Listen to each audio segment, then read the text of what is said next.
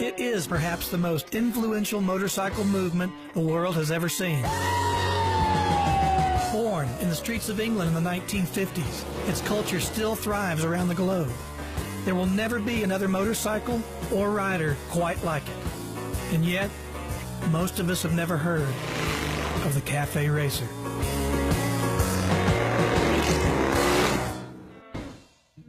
The Café Racer is both man and machine. With its Spartan appearance and aggressive styling, the Café Racer is one of the most distinctive and revered motorcycles in the world. Their impact on the motorcycle industry includes legendary high-performance motorcycles like Triumph's Bonneville, Honda's CB750, and Kawasaki Z1. Without the original Café Racers tuning and designing their ordinary street bikes for power and handling, manufacturers may never have designed the modern sport bike. The Café Racer movement was born in London in the 1950s, developing into a subculture that included a desire for speed, a love of rock and roll, and ultimately an enduring love for a motorcycle that over the past several years is being revived worldwide. The human side of the Café Racer was a perfect match for this type of motorcycle. The riders of these machines were young, and they wanted to go fast. The goal of many of the Café Racers of the 50s was the ability to hit 100 miles an hour, better known as the ton. Author and journalist Mike Seat has been following the Café Racer for 2 decades. He traveled to England in the early 1990s and brought home parts to build a Triton, a hybrid of Norton and Triumph. Last year, he launched Café Racer magazine, the first publication devoted solely to these unique motorcycles and the people who ride them. The term Café Racer came from, it was actually a derisive term used to describe kids who hung out in cafes and raced fast. They would hang out in transport cafes and wait till somebody else came by on a fast bike and challenge them for a race, and they'd all rush outside so you could get up the road the fastest. When they get back to the cafes, which are often occupied by long-distance truck drivers, the truck drivers would laugh and say, "You're not a real racer, you're not Dirty Sheen, you're just a Café Racer." And the kids thought, "Well, you're dang right, I'm a Café Racer." So they would race from the next cafe to the next one as fast as they could, and the name stuck. They embraced it, despite the fact that it was a derisive term. Over here, baby boom generation, rock and roll generation, they went out and bought the fastest vehicle they could afford, which over here was a motorbike. In the States, that was a car, and you had your hot rod culture come directly out of Elvis Presley, diners, the Fonz, etc. Over here, similar sort of thing, but all based around motorbikes because of our different income levels, etc. And the other great attraction of cafes, and I suspect diners in the States at that time, was the jukebox. And certainly in this country, when rock and roll was first came around in the mid-50s, you could only hear rock and roll on a jukebox. There was no radio stations playing it, no clubs playing it.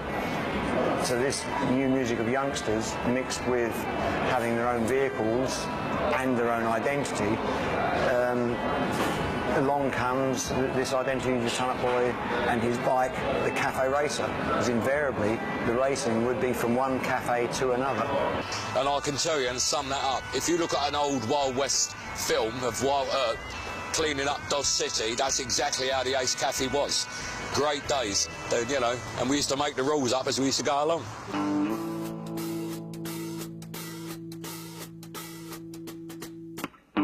The hunger to make their ordinary street bikes go faster and resemble the machines ridden by British racing heroes like Mike Halewood and Jeff Duke was all part of the Café Racer's character. Doing the ton, or hitting 100 miles an hour, became a badge of honor, whether you made it back or not. Back in the day, a 650 twin, you were very, very lucky if you could get to the ton. Your motor had to be absolutely right. If you got to the ton, if you could get to that, it's then the handling,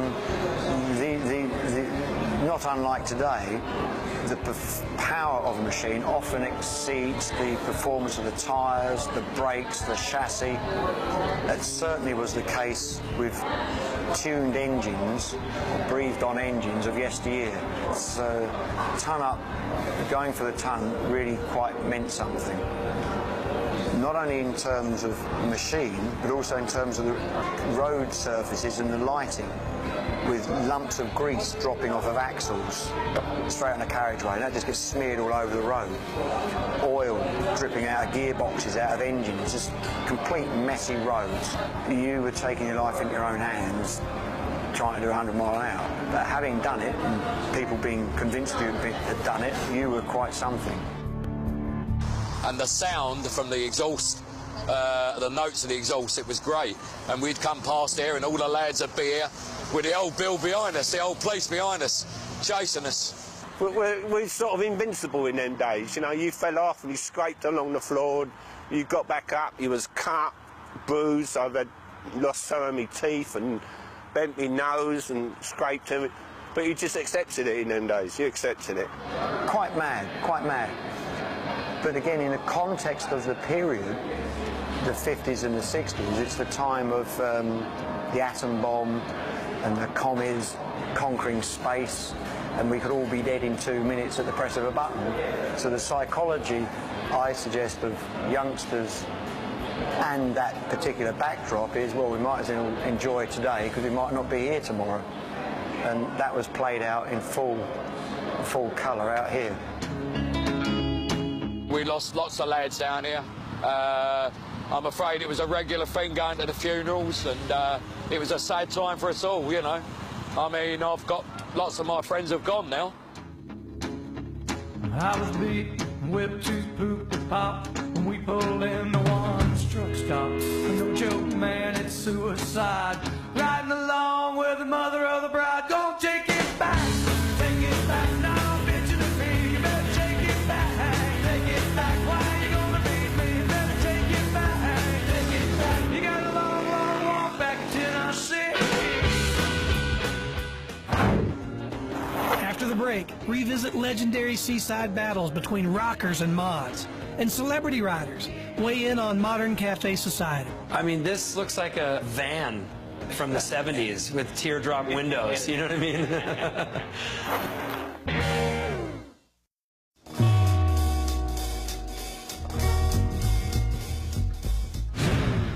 The ton-up boys of the cafe racer culture became devoted to rockabilly music as much as they were to their own motorcycles. Outfitted in leather, real cream hairstyles, and a fascination with American music earned them the nickname rockers. And they were starting to make front-page headlines.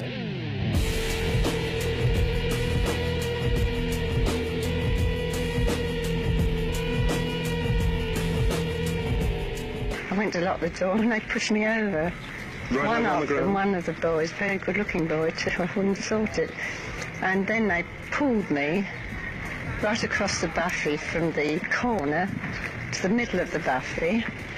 And then he ran out and put his arm through the plate glass door window.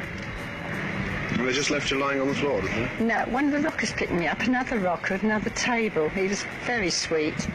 With Britain's notorious tabloid newspapers in need of a new villain, the rockers made a convenient target for exaggerated stories of death and destruction. The reputation of the rockers took a most severe beating when they began clashing with groups of scooter-riding teens known as the mods at seaside resorts in the early 1960s. The difference between them is they were clean, we were dirty, you know. That's why I look at it, because they had a different form of transport, scooters, but they followed the fashion of the day, of the early 60s. The clothes, the hair. I like the old rock and roll, being a greaser or a rocker. I love the rock and roll and all that. To them, that was old-fashioned. Yeah, I can well understand it. I can understand it. Although the accounts vary on how bad the violence really was, the period helped solidify the rockers' rough and tough image. This is what you might call tribal warfare, I suppose, today, you know, if you want to analyse it. That's all it is, really. Two different groups of people who like different things, and, you know, kids are growing up like a bit of fight on a Saturday night. You know, don't associate me with this, but I'm saying it was going on. I mean, I can remember days when I would arrive in a town with a few mates on the bikes as a rocker, and you'd see the mods there, and you'd stay out of the way. You'd get trouble. There definitely was a war going on. The national outcry was about youngsters. What are they doing? Something has to be done, be it to do with rock and roll, motorbikes, speed limits, and it hasn't really changed to this day.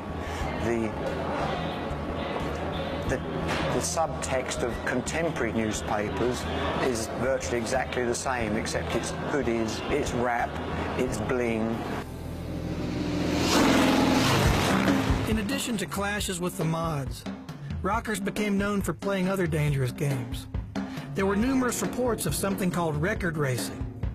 Some say record racing was an exaggerated media story, while others claim it was commonplace at the cafes across England.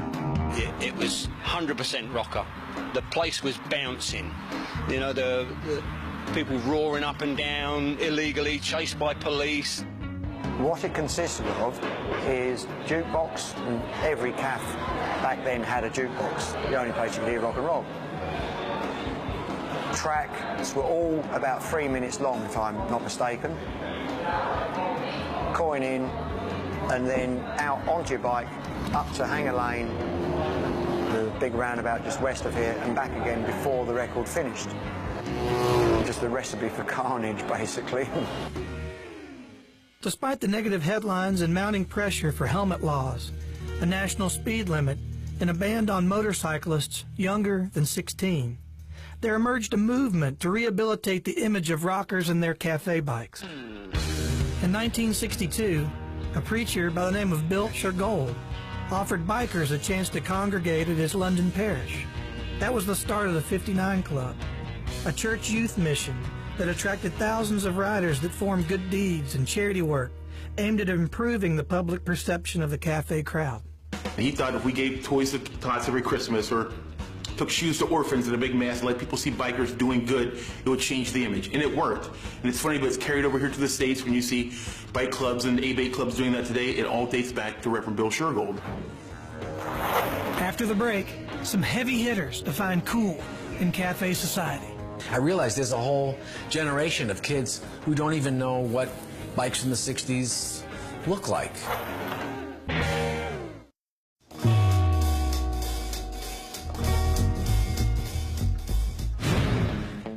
In the early 1960s, the cafe racer style and performance attracted the attention of the British motorcycle manufacturers. BSA, Triumph, Norton, and Royal Enfield were among the most popular. Few motorcycles have come to characterize the cafe racer as well as the Triton, a homemade hybrid of Norton's sharp handling frame and a Triumph engine. Dave Deegans is credited with popularizing the Triton. His first experience with the Triton was at the end of a tow rope. I was running a matchless and it broke down, and he ended up towing me, and he was towing me with this Triton at sort of 80, 90 miles an hour to get me back to Twickenham, which was probably 40, 50 miles away. And that stuck in my mind when I was a youngster. So then a few years later, when I had started racing bikes, I thought it'd be nice to make a combination like then, because it was so impressive. So I made my first Triton a racer, and we went to Spain and won a 24-hour race, beating the Italian and Spanish factory teams.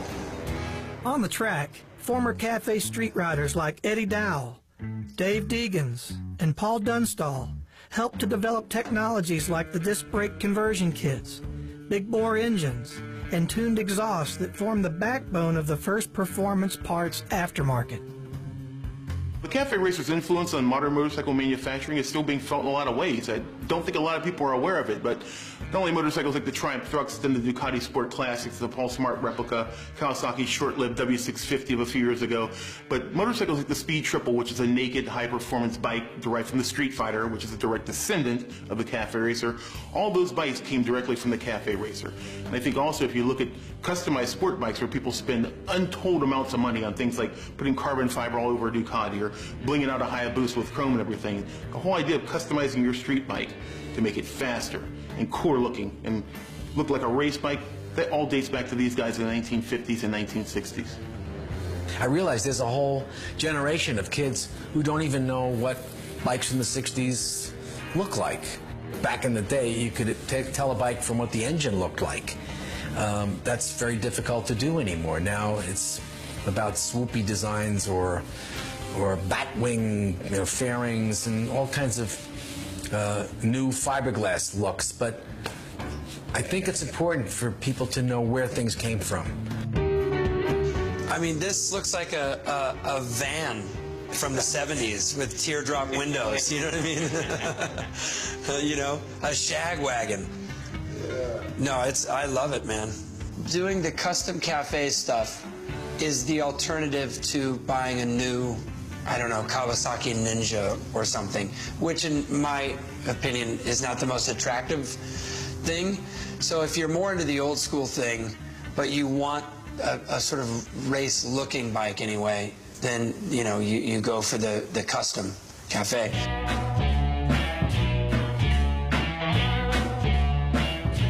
It's the last underground niche in the motorcycle world, and there's some reasons for that.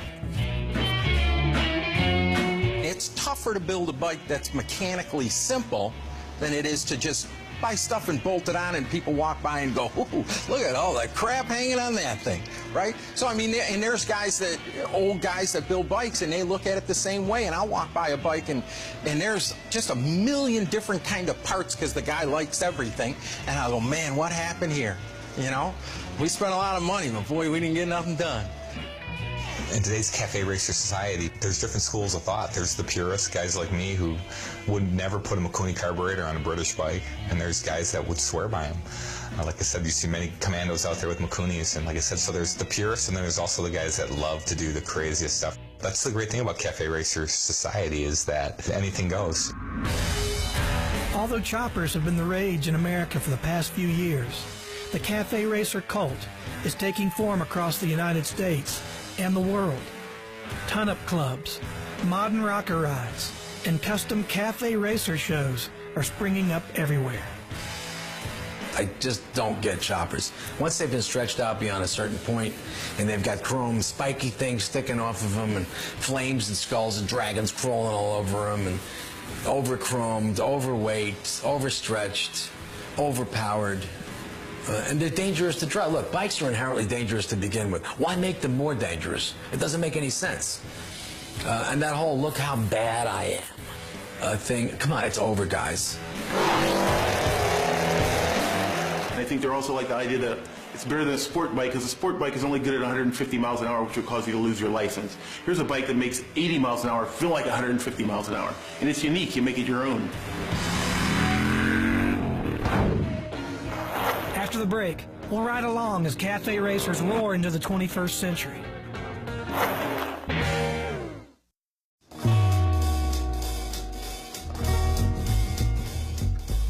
So from the rockers of the 1950s to the ton-up boys and mods of the 1960s, the Cafe Society has come a hell of a long way. But guess what? Where it's going, it's going to get even cooler and faster. We're finding guys building unbelievable custom cafe racers from the rusted hulks of forgotten motorcycles. Oh, look at that. We'll hang with top-level custom builders who are turning their eye from choppers to fast, stripped-down roadsters. And young guns who are searching through junkyards for old Hondas that were left to rust long before these cats were even born. Witness a whole scene blow up from one end of the country to the other. Watch with us as guys from LA turn trash into treasure. And foreign expats from Japan and Europe prove that the U.S. is now the hub of the ton-up culture. What are the rules? The cool thing is, there are no rules. No. If the old school dictated that a cafe racer had to be British and powered by an air-cooled engine, the new school says that breaking the ton, and then some, is what's important. Some of these guys aren't even using combustion engines when building a retro Manx Norton. And some are even doing away with traditional suspension setups in an endless search for fast, good-looking motorcycles. Sure, you can go to any dealership out there and buy a 170-mile-an-hour motorcycle, but cafe racers are looking for something besides just cutting-edge technology. And it's not just about the bikes. The cafe racer rocker culture may have started back in England a half-century ago, but the U.S. is where it's happening today. Search the net. You'll find that Mods vs. Rockers events are springing up faster than oil leaks out of a BSA. In essence, the people and the faces and the locations may have changed, but even the original rockers can dig the fact that it's still about taking an ordinary motorcycle, investing time, sweat, and gears to make them something unique, something faster than the ordinary, and something that's all their own.